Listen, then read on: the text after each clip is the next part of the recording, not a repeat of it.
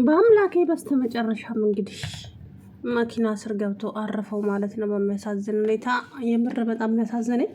እብስትዬም እዛ ቁጭ ብላ እንግዲህ እያሰበችው ነበረ። ግን ደግሞ ስልክ ደውይለት ስትላት መደወል አልፈልግም፣ ማንም እዚህ መኖሬ እንዲያውቁ አልፈልግም፣ ወደዛ ህይወት መመለስ አልፈልግም ብላ ወሰነች። በአምላክም ታዲያ እሷ ከሞተች እኔስ ምን እሰራለሁ ብሎ መጠጥ ጠጥተው እንግዲህ መኪና ስር ገባ።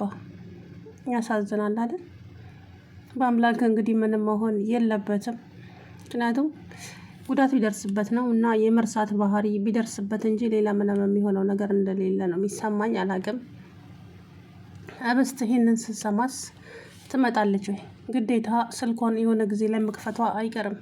በዛ ሰዓት ደግሞ አብነት ሊደውልላት ይችላል ወይ ኤርሜላ። ገባችሁ? ትመጣለች ወዳም ሳይሆን። አቶ አለም እንደሆነ ጨርቁን ጥሎ ሊያብድ ነው። ምክንያቱም የሚፈልጋቸውን ነገሮች በሙሉ ይዛበት ስለሄደች ብቻ። አስባችሁታል?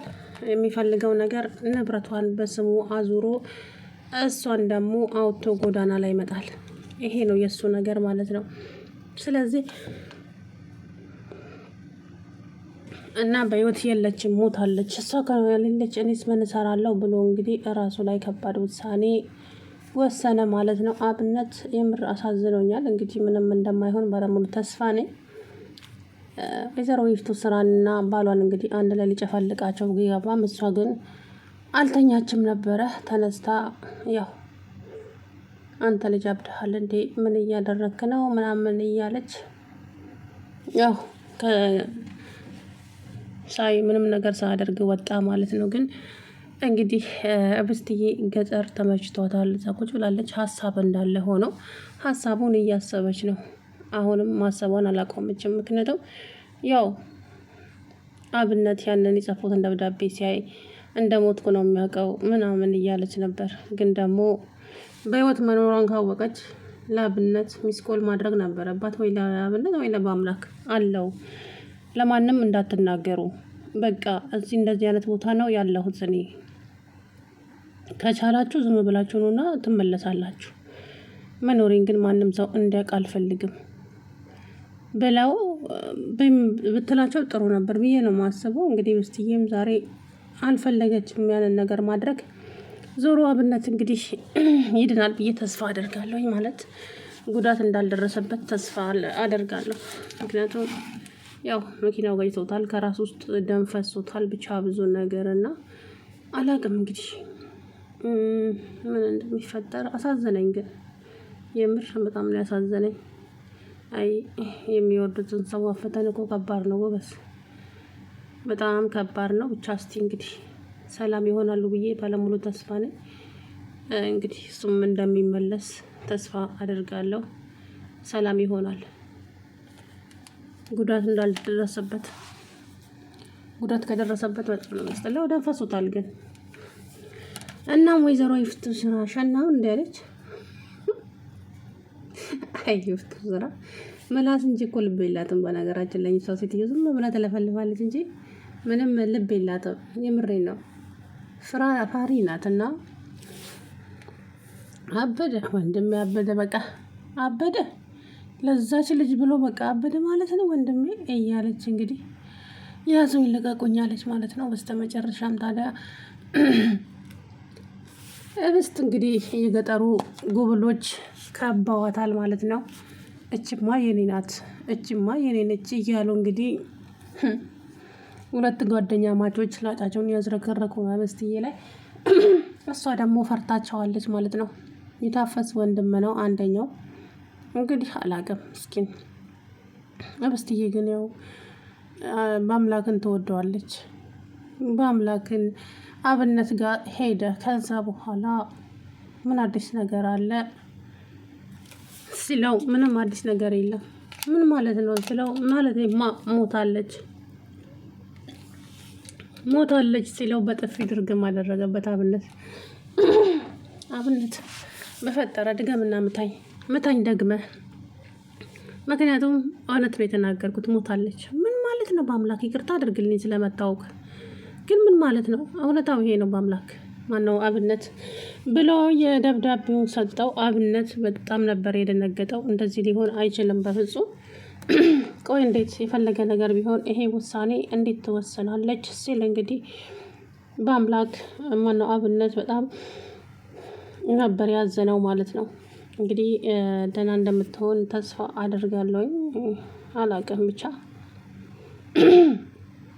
ብቻ ያው ጉዳት ደርሶበታል እንዳያችሁት ነው።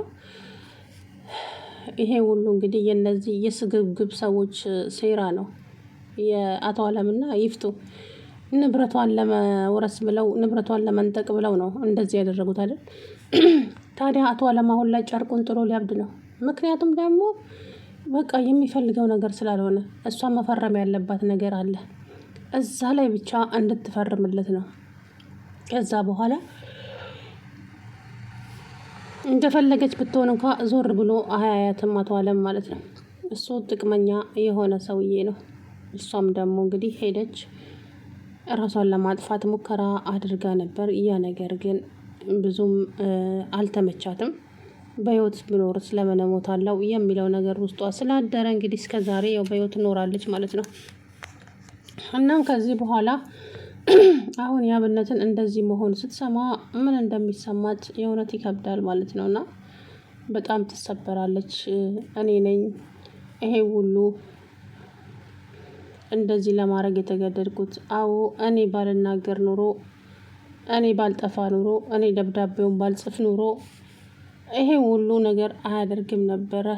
ራሱ ላይም ይሄንን ነገር ለመፍረድ አይገደድም ነበር ስለምትል በጸጸት ትቀጣለች ማለት ነው። አያችሁ እንግዲህ ምን ማድረግ ይቻላል? ስለዚህ አብነት እንግዲህ በህይወት ማነው በአምላክ ሆስፒታል ይገባል ብዬ ተስፋ አደርጋለሁ። ያው ለአብነት ይደወልለታል፣ አብነት ይደርሳል። ታዲያ አቶ አለም አሁን ላይ ማንም ወደቀ ማንም ጠፋ ምንም የሚያስጨንቀው ነገር የለም። የህብስት መጥፋት ግን በጣም አናዶታል። ለምን? ያሰበው ነገር ልክ ስላልሆነለት። እሱ የሚፈልገው ልጅቷን ንብረት በሙሉ ይወስድና ከዛ በኋላ ባዶዋን ትቀራለች፣ ከቤት ያባረራታል። በቃ ይሄ ነው የእሱ አላማ ማለት ነው። በሚያሳዝን ሁኔታ ዞሮ እንግዲህ ምን እንደሚፈጠር የምናውቀው ጉዳይ የለም። ግን በአምላክ የምር አሳዝኖኛል። እውነቱን ልንገራችሁ ግን ይሄ ሁሉ እብስትን ሲያንሰላስላት እብስትን ሲያስባት በቃ ስለሷ እንትን እያለ ስለነበረ ነው። እና እንጃ የምር አሳዝናኛለች። እብስትዬም እንግዲህ ታፈስ ደውይለት እባክሽ ደውይለት ቢላትም ብትላትም ታፈስ አይ አልደውልም፣ መደወል አልፈልግም፣ ማንም ሰው እዚህ መኖሬን ማወቅ የለበትም። እኔ አሁንም ተመልሼ ሲኦል የሆነ ህይወት ውስጥ መግባት አልፈልግም። እባክሽ ታፈስ እኮ እንደዛ ካልሽም ታዲያ ዝም ብለሽ ቁጭ በያ። ምን ነው አለች ይፍቱ ስራ አለች ታፈስዬ። ነገር ግን እዛ ኑሮ ቢመቻትም ታፈስ ማነው እብስት በአምላክም ከማሰብ ወደ ኋላ አላለችም በፍጹም። እሱን ነው እያሰበች ያለችው። እና እሱም ደግሞ እንግዲህ እብስት ሞታለች በቃ የለችም እያለ ነው። ምክንያቱም ደብዳቤዋን ስላየ ያንን ነገር እንግዲህ አላውቅም። ሆስፒታል ያው አንስተው ይወስዱታል። ከዛም ለቤተሰብ ይደወላል፣ ለጓደኛው ለአብነት ወይ ደግሞ እመኑኝ የህብስት ስልክ ላይ ይደወላል። ታያላችሁ አሁን እሱ ሆስፒታል መግባቱ የህብስት ስልክ ላይ ይደወልላታል። ከዛ በኋላ ህብስት እንግዲህ ምን እንደምትሆን ለማመንም ይከብዳል ማለት ነው። ስለዚህ ከባድ ነው። ዞሮ እንግዲህ አብነት ነው አሁን ላይ አጠገቡ ያለው። ከሱ ውጪ ማንም የለም ማለት ነው። ማንም ደግሞ ሊረዳው አይችልም።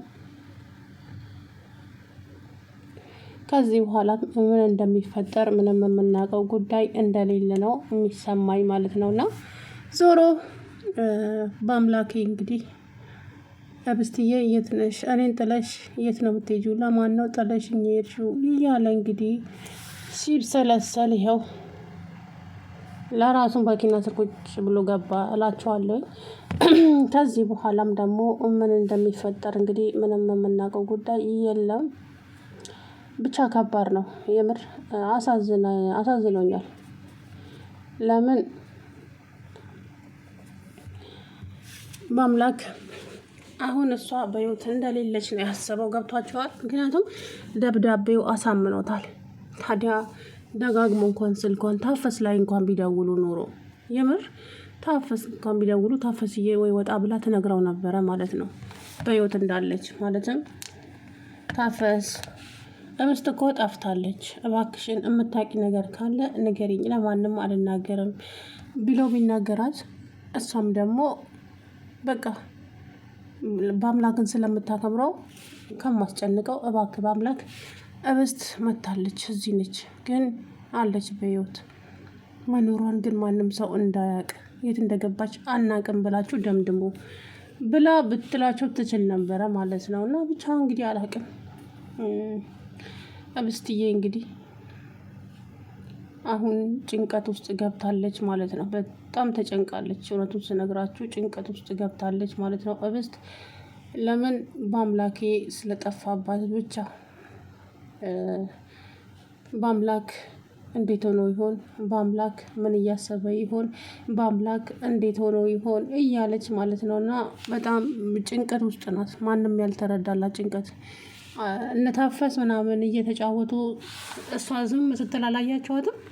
ምክንያቱም በጭንቀት ውስጥ ስላለች ነው። በጣም ነው እየተጨነቀች ያለችው። ስለዚህ እንግዲህ ከዚህ በኋላ ደግሞ አስቸጋሪ ጊዜያቶች ይመጣሉ። ያንን ቻሌንጆች ለማለፍ ደግሞ ብዙ ነገሮችን ታልፋለች እብስት። እርግጠኛ ነኝ በአምላክ ምክንያት ከተመለሰች አሁንም ህይወቷ አደጋ ላይ ነው ያለው። እብስት አላቅም ምን እንደምትሆን። አብነት ቤት ተደብቃ እንዳትቀመጥ ያቺ ሄርሜላ የምትባል ልጅ አለች። ስለዚህ ሄርሜላ እብስትን አገኘቻት ማለት እሷ ደግሞ ላቶ ዓለም ታቃጥራለች። እብስት አሁንም ሲኦል ነው የምትገባው ማለት ነው። እና ብቻ እንግዲህ በአምላኬ ምንም እንደማይሆን ባለሙሉ ተስፋ ነኝ። ሰላም ውድና የተከበራችሁ የቻናሌ ቤተሰቦች እንዴት ናችሁ? አለሁ ደህና ነኝ።